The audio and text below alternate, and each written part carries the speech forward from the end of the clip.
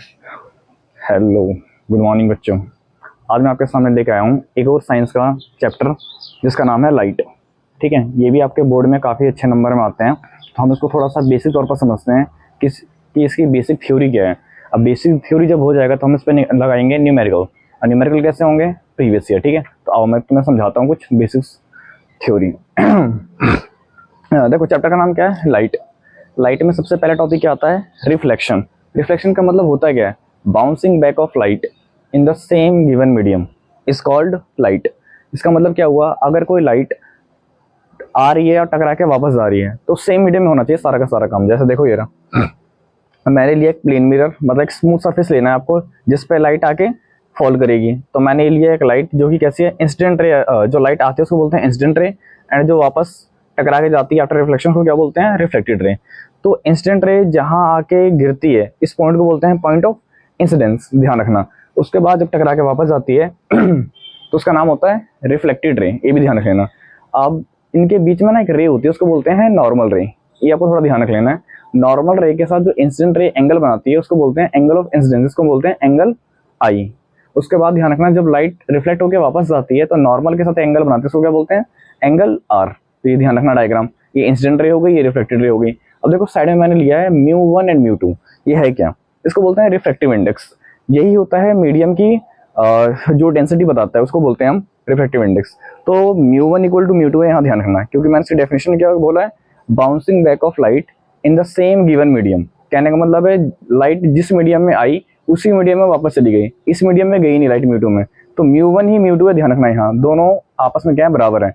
तो अगर क्वेश्चन में आता है कि रिफ्लेक्शन की डेफिनेशन बताइए अच्छे से, तो आपको अच्छे से बताना है, ठीक है। तो bouncing back of light in the given same medium is called reflection. अगर हम बात करें रिफ्लेक्शन की, तो रिफ्लेक्शन के दो लॉज होते हैं, एक होता है incident ray, reflected ray and normal ray, all lie in the same plane. कहने का मतलब है जो आपको एक्स वाई प्लेन सामने दिखाई दे रहा है, ये वाला बोर्ड, ये एक्स वाई प्लेन है, एक्स एंड वाई, सारे के सारे फिनोमेना जो हैं इसी प्लेन पे होंगे, ठीक है। अगला है, कहता है कि angle I equal to angle are.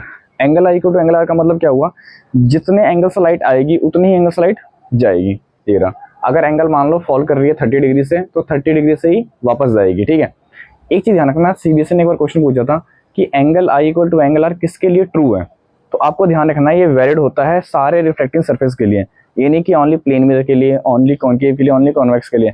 जितने भी आपको प्लेन सरफेस दिखाई दें उन सभी के लिए फॉर्मूला वैलिड होता है, ध्यान रखना। मतलब ये लॉ जो होता है वैलिड होता है, सेकंड लॉ ऑफ रिफ्लेक्शन को कहते हैं, ठीक है। अब इन सभी को पढ़ने के लिए हम एक स्मूथ सरफेस चाहिए है ना। अब स्मूथ सरफेस के लिए हम क्या यूज करते हैं, प्लेन मिरर। अब थोड़ा सा पढ़ते हैं इस प्लेन मिरर के बारे में, कह रही प्लेन मिरर है क्या अक्सर में, ठीक है। अब देखो प्लेन मिरर के बारे में पहले आप ध्यान रखना है कि जो प्लेन मिरर होता है वो बना किस चीज का होता है, ये बना होता है ग्लूकोज से। ये एक्स्ट्रा जानकारी है, थोड़ा ध्यान रख लेना, किससे बना होता है, ग्लूकोज से, ठीक है। उसके बाद प्लेन मिरर के बारे में आपको जानना क्या है, इसके बारे में एक चीज जान लेना, इसका जान लेना रेडियस ऑफ कर्वेचर। इसका रेडियस ऑफ कर्वेचर कितना होता है, इनफाइनाइट, कितना होता है, इनफाइनाइट, ठीक है। उसके बाद आपको ध्यान रखना है प्लेन मिरर के बारे में थोड़ी सी इसकी कैरेक्टरिस्टिक्स, कि प्लेन मिरर की इसकी कैरेक्टरिस्टिक क्या क्या होती हैं, इसकी विशेषताएं क्या क्या हैं। तो सबसे पहले देखो, मैंने इसकी कैरेक्टरिस्टिक बताई नहीं है, मैंने मेन बताया जो बोर्ड में ज्यादातर आता है। तो पहला मैंने लिया है size of object equal to size of image. कहने का मतलब है प्लेन मिरर में जो हमारा साइज होता है वही साइज सामने बनता है, ठीक है। इसी को हम आगे पढ़ेंगे मैग्निफिकेशन के तौर पर, कि मैग्निफिकेशन का मतलब क्या होता है, ठीक है। अभी फिलहाल इतना ध्यान रख लो, कोई पूछे कि मैग्निफिकेशन प्लेन मिरर के लिए कितना होता है, तो आपको ध्यान रखना है 1 होता है, ठीक है। इसी को बोलते हैं size of object equal to size of image. अगला है distance of object equal to distance of image. कहने का मतलब है अगर मैं प्लेन मिरर से 2 सेंटीमीटर की दूरी पे हूँ तो मेरी जो इमेज बनेगी वो भी 2 सेंटीमीटर बिहाइंड द मिरर बनेगी, ध्यान रहेगा। अगला है लेटरल इन्वर्जन। अक्सर आपने देखा होगा प्लेन मिरर के अंदर अगर आप राइट हैंड को रेस करते हो तो आपको प्लेन मिरर में लेफ्ट हैंड दिखाई देगा रेस करता हुआ, है ना। तो उसी को बोलते हैं लेटरल इन्वर्जन का केस, ठीक है। अगर हम बात करें प्लेन मिरर की यूजेस की, तो प्लेन मिरर की यूजेस कहाँ कहाँ हैं, एक तो सोलर कुकर में यूज करते हैं ज़्यादातर हम लोग, उसके बाद हम पेरिस्कोप में भी यूज करते हैं, उसके बाद क्लाइडोस्कोप में यूज करते हैं। यूजेस बहुत सारे हैं, आपको कम से कम 2 यूजेस याद होने चाहिए क्योंकि पेपर में आ जाता है, right to uses of plane mirror, ठीक है। पेरिस्कोप के बारे में अगर मैं बात करूँ तो इसमें एक चीज़ आ सकता है ज़्यादा कि पेरिस्कोप में जो मिरर यूज करते हैं कितने डिग्री पे सेट करते हैं। तो याद रखना पेरिस्कोप में जो प्लेन मिरर सेट होते हैं आपस में वो 45 डिग्री एंगल बनाती हैं, ठीक है, आपस में। चलो अब अगले पे आते हैं, कॉनकेव मिरर। अगर हम बात करें तो एक स्फेरिकल मिरर होता है, अगर हम स्फेरिकल मिरर को बीच से कट कर देते हैं तो दो टाइप की मिरर हमारे पास मिलती है, एक होता है कॉनकेव और एक होता है कॉन्वेक्स। कॉनकेव मिरर देखो कैसा होता है, केव टाइप का ध्यान रखना, एक याद रख लेना, केव, जो केव बनाओ इस तरीके से, केव के अंदर आपको जाना है इस तरीके से। तो इस लाइन को हम बोलते हैं प्रिंसिपल एक्सिस, प्रिंसिपल एक्सिस, याद रखना। क्या है लाइट, जो प्लेन, जो मिरर है हमारा कॉनकेव मिरर, कॉनकेव मिरर के बीचों बीच एक लाइट जाती है बिल्कुल सेंटर से, उस सेंटर वाली लाइट को क्या बोलते हैं हम लोग, प्रिंसिपल एक्सिस। इसी के पैरेलल एक लाइट जाएगी हमेशा, इसको बोलते हैं इंसिडेंट रे। ये क्या होती है, इंसिडेंट रे। तो याद रखना हमेशा कि इंसिडेंट जो होगी वो पैरेलल होगी प्रिंसिपल एक्सिस से, जब parallel to the principal axis से होगी तो हमेशा किससे पास करती है, वो फोकस से। इसका लॉ भी है, ध्यान रख लेना, मैं शॉर्ट नोट्स में बता रहा हूँ, इसलिए मैंने ना डिटेल में इसको लिखा नहीं है। अब आपको साइन कन्वेंशन में ध्यान रखना है। यहाँ से साइन कन्वेंशन क्या कहता है, अगर आप इंसिडेंट रे की डायरेक्शन में चलते हो तो उसको हमें पॉजिटिव लेना है, अगर उसके आप अपोजिट में आते हो तो उसको हमें नेगेटिव लेना है, ठीक है। तो अब यहीं समझा देता हूँ सारी चीजें। तो अगर हम इंसिडेंट रे की डायरेक्शन में चल रहे हैं ऐसे करके, तो सारी चीजें हमें कैसे लेनी है, पॉजिटिव लेनी है, ठीक है। और अगर हम उसके अपोजिट आ रहे हैं तो सारी चीज कैसे लेनी है, हमें नेगेटिव लेनी है, ठीक है। अब एक चीज और ध्यान रखना, हम जितने भी डिस्टेंस मेजर करते हैं, सबसे पहले अगर हम बात करें फोकल लेंथ, तो फोकल लेंथ यहाँ से यहाँ तक होता है, उसको बोलते हैं स्मॉल एफ, है ना। और रेडियस ऑफ कर्वेचर यहाँ से यहाँ तक होता है, आपको पता होगा, इसको 2f बोलते हैं ना। तो रेडियस ऑफ कर्वेचर का रिलेशन भी होता है r इक्वल टू 2f। अब एक चीज ध्यान रखना, जितने भी हम डिस्टेंस मेजर करते हैं वो कहाँ से मेजर करते हैं, पोल से। तो all distance are measured from pole. तो अगर पोल से देखो मैं इधर मेजर करूंगा ना ऐसे करके, तो नेगेटिव की ओर चल रहा हूँ मैं, इंसिडेंट रे राइट की ओर है और हम चल रहे हैं लेफ्ट की ओर, तो जो भी लेफ्ट की ओर चलेंगे वो नेगेटिव लेना है। तो याद रखना फोकल लेंथ कैसी होती है, नेगेटिव। तो उसको आप रट्टा मार लो, सबसे पहले तो आपको सबसे पहले लर्न करना है कॉनकेव मिरर की जो फोकल लेंथ होती है वो कैसी होती है, नेगेटिव। ध्यान रहेगा, ये कैसी होती है, नेगेटिव। रेडियस ऑफ कर्वेचर भी नेगेटिव, ठीक है। अब बात करते हैं, अगर इमेज, अगर हाइट ऑफ ऑब्जेक्ट या हाइट ऑफ इमेज ऊपर बने तो पॉजिटिव लेना है और नीचे बने तो नेगेटिव लेना है, इसी को बोलते हैं साइन कन्वेंशन। ये आपको थोड़ा सा दिमाग में रखना है कि किस तरीके से हुआ, दोनों के लिए सेम है, कॉनकेव हो या कॉन्वेक्स हो। पेपर में ज्यादातर वैसे कॉनकेव आता है, इसलिए मैंने आपको ये वाला समझा दिया। कॉन्वेक्स में भी देखो रूल क्या होता है, देखो हमने जो सिल्वरिंग करी है वो बाहर से करी है कॉनकेव के अंदर, इसमें क्या करना है, अंदर से सिल्वरिंग कर देनी है बिल्कुल ऐसे, उसके जस्ट अपोजिट साइड से हमें क्या करना है, लाइन एक लाइट को पास करवाना है। तो जैसे ये इंसिडेंट रे पास करेगी तो टकरा के इस तरीके से चली जाएगी, angle I equal to angle R बनाते हुए ऐसे चली जाएगी।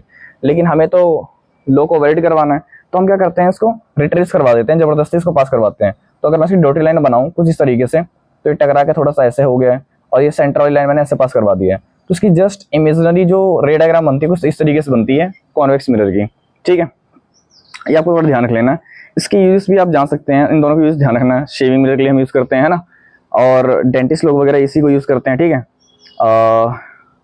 और शायद हमारे हेडलाइट में भी शायद यही वाला होता है, ये भी ध्यान रख लेना। कॉन्वेक्स मिरर में भी आपको ध्यान रखना है, रियर व्यू मिरर जो होता है हमारा वो यही यूज करते हैं ना। इस तरीके से आपको बेसिक चीजें पता होनी चाहिए। अब आते हैं मेन, जो सबसे मेन चीज है वो है न्यूमेरिकल। इस चैप्टर के जो कि थ्योरी तो आप कर ही लोगे, आता है मेन न्यूमेरिकल। न्यूमेरिकल आता है इन दो फॉर्मूले से, ठीक है। इसको बोलते हैं मिरर फार्मूला। मिरर फार्मूले के बारे में आपको ध्यान रखना है कि मिरर फार्मूला होता है क्या, पहले तो लर्न कर लो। 1/f equal to 1/v plus 1/u, ये आपको याद होना चाहिए क्योंकि इसके बिना तो काम नहीं चलेगा हमारा, ठीक है। अगला आते हैं मैग्निफिकेशन के ऊपर। मैग्निफिकेशन क्या कहता है, -v/u, ये फॉर्मूला आपको याद होना चाहिए, -v/u वाला, ठीक है। और एक और मैग्निफिकेशन का फॉर्मूला होता है, इसको बोलते हैं height of image upon height of object, ठीक है। ये भी आपको याद होना चाहिए। मिरर फॉर्मूले में मैंने आपको एक चीज बताई दिया है ना, देखो कॉन्वेक्स मिरर के लिए फोकल लेंथ कैसी होती है, पॉजिटिव, और कॉनकेव के लिए कैसी होती है, नेगेटिव। आपको भी यहाँ ध्यान रखना है। एक चीज और याद कर लेना, इसको तो आप पहचान लोगे फोकल लेंथ को, कॉनकेव के लिए नेगेटिव, कॉन्वेक्स के लिए पॉजिटिव। अब बात करते हैं यू के लिए। यू हमेशा जो है नेगेटिव होता है, यू कैसा होगा, हमेशा नेगेटिव होगा, कोई भी मिरर हो, कॉनकेव हो या कॉन्वेक्स हो। और बात करते हैं वी की, तो वी हमारा आंसर आएगा। वी जब आंसर आएगा तो उससे हम पता लगाएंगे कि वी कैसा है ना, पॉजिटिव है, नेगेटिव है। और इसका नेचर बताने के लिए होता है मैग्निफिकेशन।